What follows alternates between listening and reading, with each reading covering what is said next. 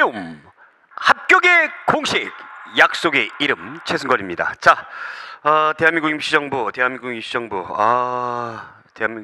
수립 이제 벌써 100년이 됐습니다. 네, 1919년 4월 11일에 세워진 대한민국 임시정부.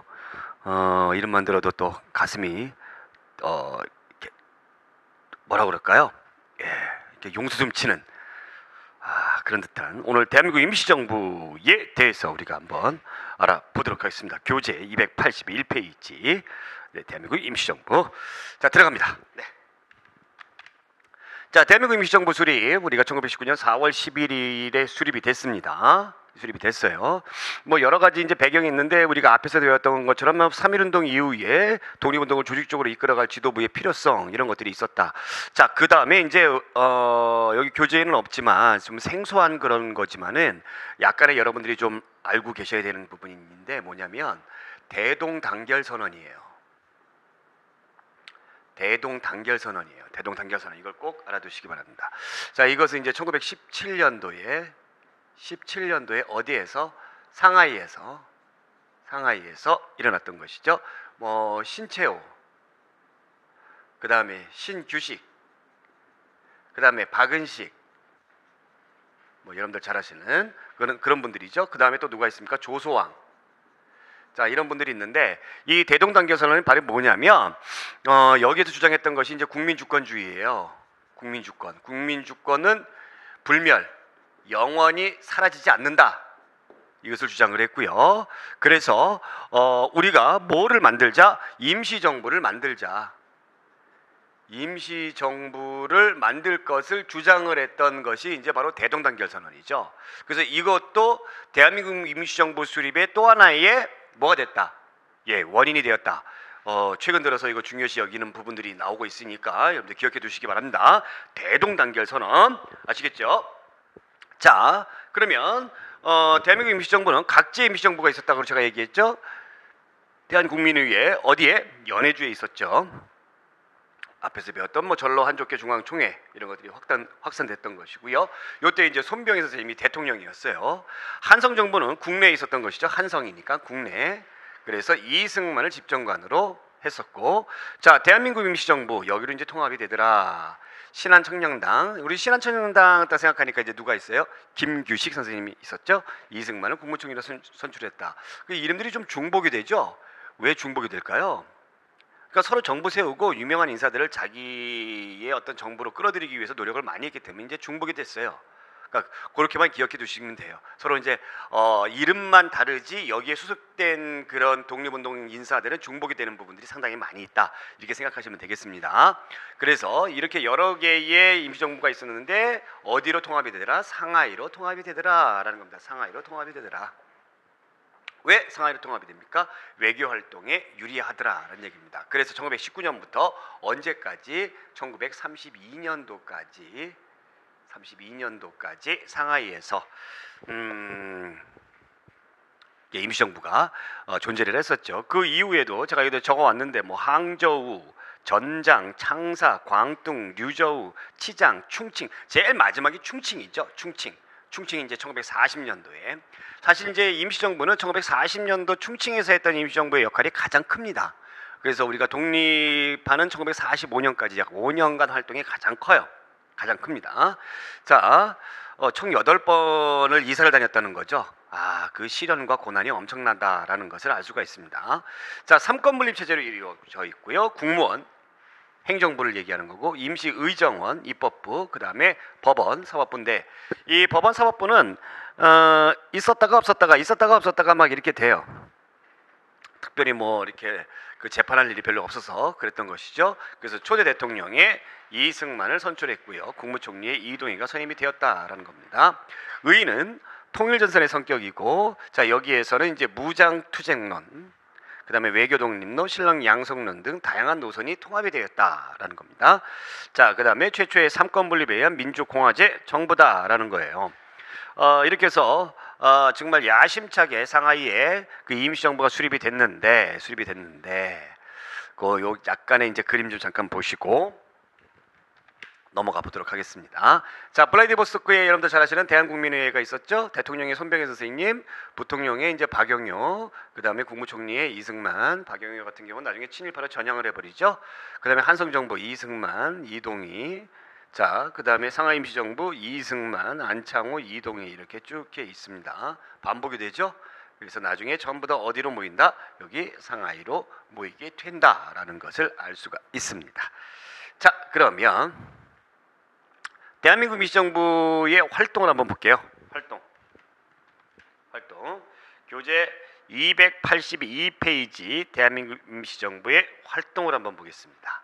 우선 연통제, 연락통신이죠. 연락통신, 비밀행정조직망입니다. 그럼 어디랑 연락통신해? 국내에. 그래서 군자금, 돈을 모아야 되겠죠. 정보 수집하고 정보 문서 전달하고, 그 다음에 역시 이제 교통국 통신기관입니다. 정보의 수집과 분석, 연락 업무. 그러니까 이 교통국 같은 경우 오늘날로 따지면 이제 뭐 정보국, 미국으로 따지면 뭐 CIS, 그 다음에 뭐 우리나라의 뭐 국정원 이렇게 보시면 되겠어요. 그 다음에 이제 군자금을 모으는 그런 그 회사들이죠. 이륙양행, 백산상해, 부산에 있는 백산상해 이런 것들. 특히 이제 이륙양행은 만주에 있어요. 만주에 있는데 이륙양행의 활동을 참 많이 했다라고 그래요. 이륙양행의 사장님이 누구냐면 조지라는 분인데, 이 사람이 아일랜드 사람입니다.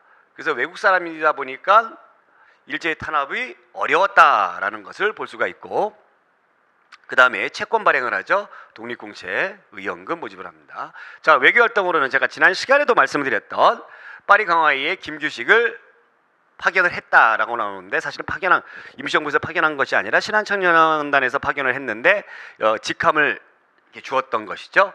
워싱턴 회의에도 파견을 해서 독립청원서를 제출했고요. 그 다음에 미국의 외교활동을 하는 구미위원부가 있습니다. 미국의 외교활동은 미국. 그래서 이승만이 여기 주도를 했다라는 겁니다. 자, 군사활동을 보겠습니다. 군사활동은 군무부를 두었어요. 오늘날 국방부에 얘기하는 거죠. 국방부를 두었는데, 초기에는 뭐 군인이 있어야 말이죠.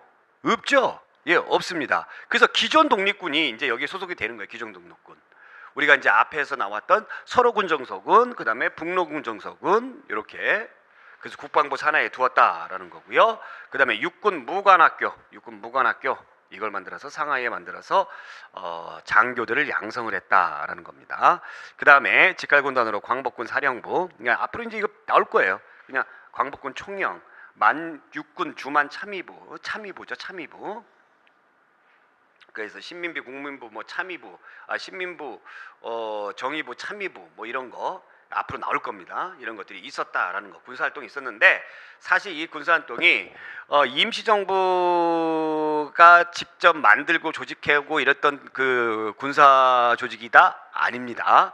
기존에 있었던 독립군들을 이렇게 포섭을 해서 임시정부 산하로 둔 거예요. 그렇게 이해하시면 돼요. 요 당시는 그래요. 요 당시는. 그러니까 임시정부 완전 산하의 부대는 나중에 이제 1941년도에 만들어지는 바로 뭐예요? 광복군이다라고 보시면 되겠습니다. 광복군. 아시겠죠? 자, 40년도에 만들어지는 광복군. 문화활동으로는 사료편찬소, 역사편찬소죠. 그 다음에 독립신문. 자, 이 독립신문이 독립협회에서 만들어진 신문도 독립신문이고요. 그 다음에 우리나라 임시정부에서 만들어진 신문의 이름도 독립신문이다라는 거 알아두시면 되겠고, 이 당시에 주필로 이광수가 활동을 했다. 참 이광수도 많은 활동을 했는데 왜 그것을 못 견디고 친일파로 전락을 했는지 정말 안타까운 면이 좀 있습니다. 네, 안타까운 면이 좀 있어요. 그죠? 자, 그러면 이제 그림 하나 볼게요. 그림 보게 되면 입법부, 사법부, 행정부 이렇게 나눠지죠. 임시의정원, 입법부, 그 다음에 국무원, 행정부죠. 그래서 총 8개의 부서가 있었다. 내무부, 외무부, 군무부, 법무부, 재무부, 항무부, 교통부, 노동부, 법원부. 사법부는 이제 2차 개헌 시에 삭제됐다가 5차 개헌 시에 부활했다가 이런 어떤 모습들을 보였고요. 자, 이제 중요한 것이 바로 이 부분이에요. 국민대표회의예요. 이게 이제 대단하고 굉장하고 상당하다. 어마어마하다. 별 표시 하염없이 저 하늘에 떠 있는 별처럼 어마어마합니다. 국민대표회의. 이 국민대표는 1923년도에 있었는데 1920년도에 야심차게 출발했던 임시정부가 활동을 제대로 못해요. 비리비리비리 거려요. 예, 비리비리 거려요. 왜 비리비리 거리는가 봤더니 이 독립군들이 일본에 의해서 탄압을 받거든요. 탄압을 받아가지고 거의 1920년대에 와해가 되어버립니다. 독립군들이. 그러면 이 군대도 없죠. 그 다음에 일본 애들이 이 독립군으로 인해서 우리나라를 샅샅이 조사하고 탄압을 해요. 그래서 여기 나와 있는 연통제가 발각이 된다는 얘기죠. 이것이 발각이 되니까 국내하고 연결할 길이 없어지는 겁니다. 돈줄이 막혀버리는 거예요. 돈줄이 막혀버려요. 자금난과 인력난. 예, 사람도 없고. 그러니까 뭐 임시정부가 비리비리한 거죠.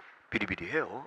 그 다음에 대통령으로 뽑아놨던 바로 이 사람 이승만이 그냥 대통령이 됐지 임시정부에 있는 것이 아니라 어디에 가 있어요? 미국에 가 있어요. 미국에 가 있어요. 물론 안창원 선생님도 미국에서 굉장히 많은 활동을 했습니다만 안창원 선생님은 왔다 갔다 하고 또 한인사회에 미국에 있는 한인사회에 큰 주축을 했죠. 이 사람은 계속 미국에 가가지고 자기가 한국의 대통령이네 이런 행사만 하고 돌아다니는 겁니다. 그러면 리더가 없어요. 이승만 대통령인데 리더가 없어요. 그죠? 그러니까 이거 어떻게 할 것이냐. 그래서 회의를 하게 되는 거예요. 임시정부 만들어 놓고 나서 4년 만에 회의를 하게 되더라라는 얘기입니다. 차츰 읽어보면 투쟁노선의 갈등이 있어요. 무장투쟁론과 외교독립론. 즉 무장투쟁해야 된다. 아니다. 지금 뭐 우리가 힘이 없으니까 외교 쪽으로 가야 된다라는 그런 노선이죠. 무장투쟁론 강력하게 투쟁을 하자라는 쪽은 이제 제가 지난번에도 말씀드렸던 신치원 선생님 같은 분이고요. 외교 쪽으로 좀 많이 가자. 이거 소용없다. 외교를 해야 된다라고 했던 사람이 바로 이제 여기 나와 있는 이승만이에요. 자, 그러던 차에 이승만이 위임통치론을 발표합니다. 위임통치론. 그럼 위임통치론이 뭐냐면 통치를 하는데 우리나라를 통치를 하는데 맡아서 통치를 해달라는 겁니다. 우리의 자주독립이 너무 요원하고 멀고 힘들다 보니까 차라리 이런 연합국들, 뭐 영국, 미국 같은, 특히 미국 같은 이런 나라들에게 우리나라를 맡기자. 일본 애들을 몰아내고 미국 같은 나라가 우리나라를 맡아서 통치를 하게끔 하면은 더 낫지 않겠느냐라는 주장이 바로 위임통치론이에요. 그러면 죽기 살기로 목숨을 걸고 독립운동하는 사람들은 뭐예요? 이승만의 이 위임통치론이 좋겠어요, 싫겠어요? 완전 싫은 거죠. 뭐 이런 놈이 다 있나 싶은 거죠. 그래서 서로 이제 갈등을 하게 되는 겁니다. 자, 그래서 이제 국민대표회의를 하더라라는 겁니다. 1923년도에 이 국민대표회의에서 창조파와 특히 개조파로 분열이 되는데, 여러분들 이름 느낌이 창조파 뭐예요? 다시 새롭게 조직을 구성하자. 개조파 조금만 어때도 고쳐 보자. 응? 이렇게 나눠지는데 창조파 임시정부 전면 해체하고 새롭게 만들어지자. 그래서 이거는 무장투쟁을 강조하는 그런 사람이죠. 박용만, 신채원 선생님 이런 분들이고, 개조파는 조금 고쳐버리자. 고쳐버리자. 실력 양성 우선하자. 외교활동 강조했고요. 그래서 안창원 선생님 같은 분이고, 그 다음에 현상 유지파는 임시정부 그대로 유지합시다. 김구가 대표적이다라는 겁니다. 네. 그러면 결국에 개조파와 창조파가 계속 대립을 하죠. 그래서 입장 차이를 좁히지 못해요. 좁히지 못해서 결국에는 이제 어떻게 되느냐. 임시정부는 더욱더 약해지고, 그 다음에 가가지고 오지 않는 이승만 필요도 없다. 그리고 뭐 일제 통치에서 우리가 벗어나기 위해서 자주독립하기 위해서 임시정부 만들었는데 또다시 일제 가버리고 미국 같은 강대국이 우리나라를 지배한다? 넌 도대체 뭐하는 사람이냐? 그래서 탄핵을 하게 된다라는 얘기입니다. 그래서 우리나라 역사상 최초의 탄핵으로 물러난 사람은 박근혜가 아니라 이승만이다라는 겁니다. 왜 그러냐면 우리나라 헌법에 우리나라를 대한민국 정부의 정통성을 어디에 두고 있냐면 대한민국 임시정부를 이어받았다라고 정통성을 두고 있어요. 그래서 대한민국 정부의 역사는 100년이 되는 것이지 1948년부터 역사가 시작되는 것은 아니거든요. 그래서 우리나라 역사상 대통령이 탄핵이 된 건 총 몇 번이다? 2번이다라고 보면 되겠어요. 그래서 탄핵을 합니다. 그리고 여기에서 창조파, 신채원 선생님 같은 이런 무장항쟁을 강조했던 분들 같은 경우에는 다 임시정부에서 나가버려요. 나 꼴보기 싫어. 너네들이 니들 맘대로 해. 이러시고 나가버려요. 나가버립니다. 나가버려요. 이탈 형상이 나타나게 되었다라는 거죠. 자, 이승만의 위임 통치 청원서 보겠습니다. 미국 대통령 각하. 네. 대한민국민의위원회는 본 청원서에 서면한 대표자로 하여금 다음과 같이 공시청원서를 각하에게 제출합니다. 자, 여기서 우리가 한번 볼게요. 대한민국민의위원회, 대한민국민회 이게 뭐예요? 미국 내에 있는 한인 조직이잖아요. 그렇죠? 예? 한인 조직이잖아요. 여기에서 자기가 대표다. 이게 임시정부의 대표다. 이런 것이 아니라 이런 걸 제출합니다.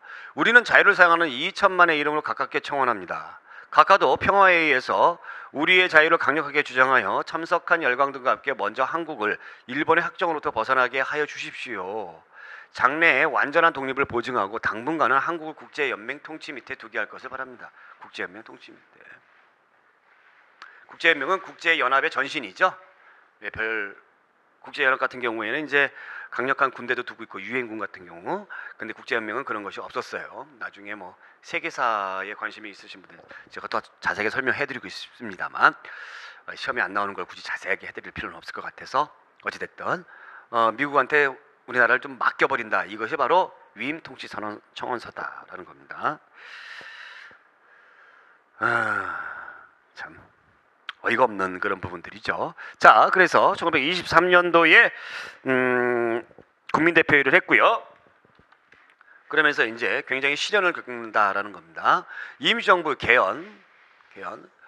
1948년도에 우리나라가 정부 수립하고 나서 지금까지 총 몇 차례 개헌을 했냐면 총 9차례 개헌을 했어요. 근데 임시정부까지 따진다면 총 몇 차례가 되는 겁니까? 개헌만 예, 여기 그래서 9차례, 5차례 그러니까 뭐 14차례네요. 자, 맨 처음에 1919년도에 만들었으니까 초대 헌법의 성격인 이걸 만들었겠죠. 네, 만들었습니다. 그리고 1차 개헌 때 바로 이제 1차 개헌을 하는데 여기에서 이제 대통령 중심제로 가자. 예, 임시 의정원 중심으로 가다가 여러 사람들 의정원들 개만으로 가다가 대통령 중심제로 가자. 그래서 대통령 이승만 뽑았다라는 겁니다. 뽑았다. 근데 1925년이죠. 그럼 1919년과 1925년 사이에 1923년 뭐가 있습니까, 여러분들? 23년에 뭐가 있죠?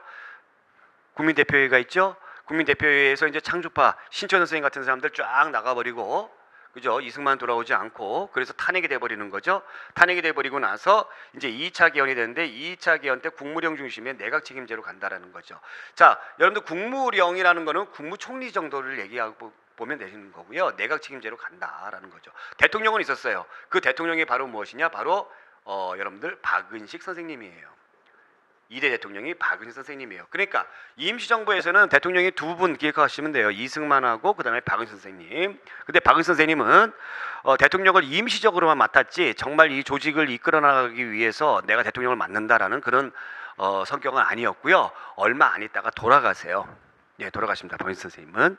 예, 돌아가시는데 우리나라 역사상 국장으로 치러주십니다. 장례를 국장으로 치러준다라는 겁니다. 최초의 우리나라 역사상. 자, 그 다음에 3차 개헌이 있는데 3차 개헌은 국무위원 중심으로, 예, 총리 중심이 아니라 국무위원 중심으로 집단제도 제대로 간다. 그 다음에 4차 개헌 때는 이제 주석지도체제. 주석이라는 게 뭐냐면요, 이런 국무위원들 있죠. 국무위원들 중에 수석 국무위원을 주석이라고 불러요. 주석이라고 불러요. 어떻게 본다면 뭐 국무총리와 대통령제를 합한 그런 이름이다라고 보시면 되겠죠. 그럼 여러 명의 이제 주석들 여러 명의 국무위원들 가운데서도 가장 수석적인 국무위원 누가 있습니까? 김구 선생님이겠죠. 연도 보세요. 4차 개헌 1940년이죠. 자, 40년이면 어디로 옮기는 겁니까? 충칭으로 옮기는 거죠. 충칭으로 옮기는 거예요. 옮겨가지고 이제 대일선전포고 한다라는 겁니다. 자, 그 다음에 광복되기 바로 1년 전 1944년도에 마지막으로 제5차 개헌을 하게 되는데 5차 개헌에는 주석 김구, 부주석 김규식 또 나오시죠? 이렇게 나온다. 여러분들이 기억해 주셔야 되는 개헌은 바로 여기에 나오는 1차, 2차, 4차, 5차, 2, 3차까지는 굳이 기억할 필요가 없어요. 2, 3차까지는. 아시겠죠? 네. 그렇게만 생각해 주시면 되겠다라는 겁니다. 4차 개헌 몇 년도라고요? 1940년. 여기 어디라고요? 충칭에서 했다라고 기억해 주시면 되겠습니다. 아시겠죠? 자, 자, 그러면 두 번째로 임시정부의 침체와 활성화 모습을 볼게요. 1920년대 중반 이후에 임시정부 침체. 김구등에 의해서 겨우 명맥을 유지한다라는 거죠. 뭐 다 탈퇴하고 뭐 하고. 그래서 이 임시정부를 어떻게 하면 으쌰으쌰 할 수가 있을까 해가지고 김구 선생님이 조직을 하나 만드는데 그것이 바로 한인애국단이에요. 뭐 군대까지는 만들 수가 없었고 한인애국단은 1931년도에 만들더라라는 겁니다. 한인애국단에 특히 또 자극을 주었던 또 그 단체가 있죠. 의거단체가 바로 뭐가 있습니까? 김원봉이 만들었던 의열단이 있었죠. 김구가 조직을 했어요. 그래서 대표적인 활동이 바로 이봉창, 윤봉길 의거인데 이봉창, 윤골 뭐 의거 활동을 때 다시 이제 배우겠습니다만 특히 이 1932년도에 이 윤봉길의 의거 어디에 상하이 왜 이랬어요? 상하이 훈커우 공원에서 이 윤봉길의 의거 도시락 폭탄 아시죠? 이거에서 누가 큰 감동을 받습니까? 바로 그 장제스가 중국 국민당의 장제스가 큰 감동을 받죠. 그래서 여기에서 우리나라의 임시정부를 지원해주겠다라고 스스로가 약속을 했던 거예요. 예, 중국 국민당의 정부가. 자, 그러다가 이제 1940년대에 들어오게 되면 이제 본격적으로 제대로 된 활동을 하더라. 한국광복군도 창설하게 되고 1940년에 창설을 하게 되고 그래서 같은 해에 임시정부도 어디로 옮기고 충칭으로 옮기고 그 다음에 광복군도 여기서 만들고 이러한 역할들을 하였다였습니다. 이게 이제 대한민국 임시정부의 어떤 그런 모습들을 우리가 볼 수가 있는데 우리가 임시정부를 놓고 봤을 때 여러분들이 기억해 주셔야 되는 거는 2차 세계대전 당시에 그 드골 있죠, 드골. 그 국민적인 영웅이죠. 프랑스의 장군이었고요. 국민적인 영웅인데 이 사람이 어디로 망명을 합니까? 영국으로 망명을 해요. 나치를 피해 가지고. 그래서 여기에서 망명 정부를 수립합니다. 망명 정부를 수립을 해요. 정부를 수립을 해요. 자, 그런데 우리나라 상하이에 있는 임시정부는 망명 정부가 아니다라는 겁니다. 즉 무언가 탄압을 피해서 이렇게 다른 나라로 가가지고 나를 받아주세요 해가지고 수립된 정부가 아니다라는 거예요. 그냥 그 자체로 무엇이다? 한국을 대표하는 뭐다? 정부다라고 평가를 해주셔야 됩니다. 평가를 해주셔야 돼요. 그러면 우리가 이제 광복이 되고 나서 이 정부 요인들이 우리나라로 들어와야 되잖아요. 그죠? 입국을 해야 되잖아요. 입국을 해야 되는데 이승만은 누구랑 같이 들어오냐면 미군하고 같이 들어옵니다. 미군하고 같이 들어와요. 미군하고 쭉 같이 들어오는데 미 군정에서 어떻게 되냐면 미 군정에서 미국이 인정하지 않는 어떤 정부 그 다음에 군대 이것은 미국이 인정하지 않으면 인정하지 않는다라는 얘기입니다. 그러면 임시정부도 인정하지 않고 광복군도 인정하지 않는다라는 얘기예요. 무슨 얘기인지 알겠죠? 그래서 여러분들이 광복이 되고 나서 임시정부 요인들이 정부 요인 자격으로 정말 국민들에게 환영을 받고 박수를 받고 이렇게 우리나라로 귀국한 것이 아니라 개인 자격으로 귀국을 하더라는 얘기입니다. 개인 자격으로. 광복군 역시 마찬가지입니다. 광복군 역시 마찬가지예요. 근데 미 군정에서 더 나아가서 어떻게 했느냐? 얘네들이 우리나라 사정을 잘 모르니까 자기네들 편의적으로 하기 위해서 일을 하기 위해서 어떻게 했냐면 친일 인사들을 그대로 쓰더라라는 얘기입니다. 뭐 행정이라든가 또 군대라든가 그대로 썼더라라는 얘기예요. 그러면서 메가더가 명령을 내리죠. 친일파 청산과 관련된 일을 절대로 일어나지 못하도록 하거라. 그럼 우리는 광복이 되면서 친일파 차단을 못해요. 또 미군하고 같이 들어왔던 이승만은 누구랑 앙숙이에요? 여기 있는 임시정부랑 앙숙이에요. 그죠? 그러니까 이승만 광복군도 싫어하고 임시정부도 싫어해요. 그러면 이제 자연스럽게 어디가 연결고리가 돼버리는 거예요? 얘네들과 연결고리가 되는 거죠.